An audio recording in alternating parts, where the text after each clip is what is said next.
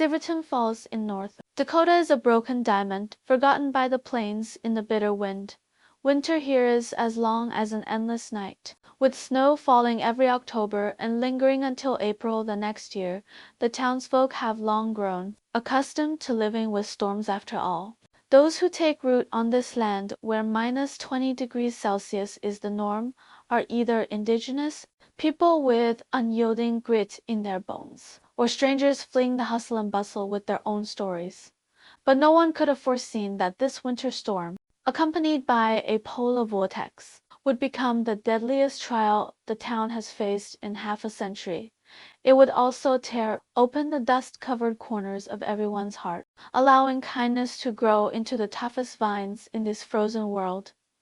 The day before the storm hit, an unusual gloom hung over the sky of Siverton Falls. Lead-gray clouds, like soaked cotton wool, pressed heavily over the rooftops, treetops, and highways. Even the chattering sparrows that flitted about every day were nowhere to be seen, leaving only the wail of the wind whistling through the abandoned barns. Leah Carter unlocked the door of Dave's convenience store promptly at 6 in the morning.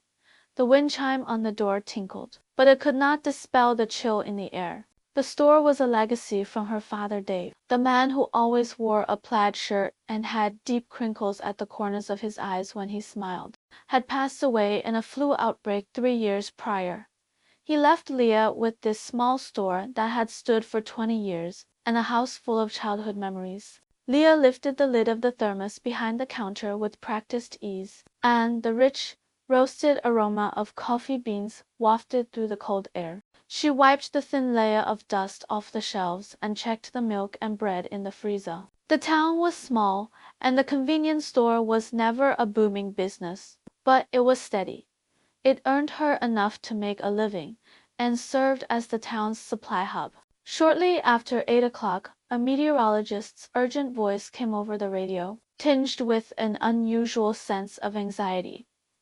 Emergency warning. A powerful polar vortex is moving rapidly toward the Midwest and is expected to reach North Dakota within 12 hours. Temperatures will plummet to -42°C, with gusts reaching 80 kilometers per hour. Exposure outdoors for more than 10 minutes poses a fatal risk of hypothermia. All residents are advised to stock up on supplies immediately and avoid going outside as much as possible. Leah's heart sank abruptly. She had lived in the town for 30 years and weathered countless storms, but the words -42°C and fatal hypothermia sent a chill down her spine. She immediately got up to inventory the supplies in the stockroom. There were 15 cases of bottled water, enough dry food like bread and biscuits to last a week, spare batteries, candles, and kerosene heaters, as well as a sufficient stock of common medicines such as fever reducers and band-aids. She had just hauled the last case of bottled water onto the shelf when she saw old George from the east end of town hobbling toward the store with a cane. Old George was 72, a native of the town who had made his living as a cattle farmer all his life. His wife Lucy had died of lung cancer 10 years before, and his only son worked in Seattle, coming home just once a year. He was left alone on his vast farm, with only an elderly dairy cow for company. At that moment, old George was wrapped in a worn, shiny, thick coat with patched cuffs and collar. A thin layer of frost had formed on his eyebrows and beard, and he clutched a thermos with a broken bottom, barely held together with hemp rope. Every step he took left a deep mark in the snow with his cane.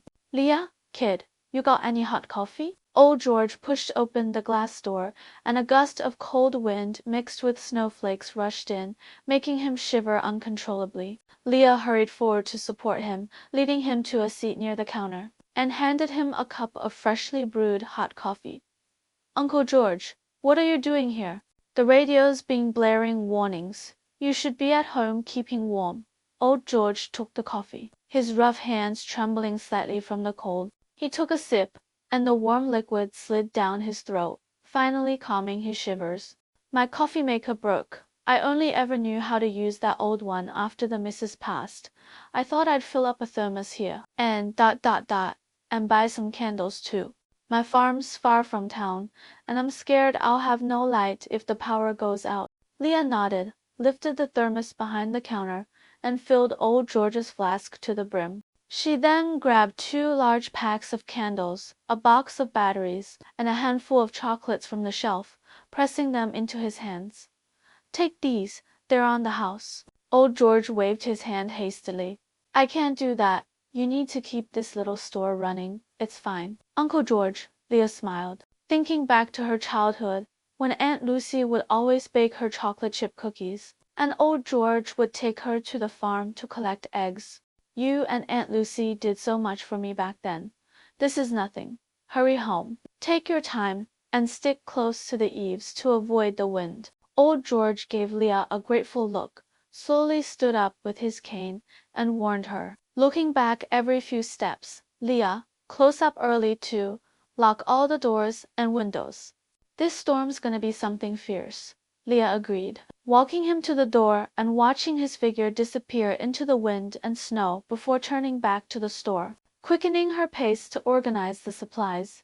She had just locked the stockroom door when she heard the wind outside grow louder, roaring like countless wild beasts. The glass door hummed and shook in the gale, as if it might shatter at any moment. By 10:30 in the morning more customers had trickled into the store. Sarah, a single mother who had just moved to town, rushed in holding her 3-year-old daughter Leela, her face filled with panic. "Leah, do you have any salt? And baby formula Leela's almost out."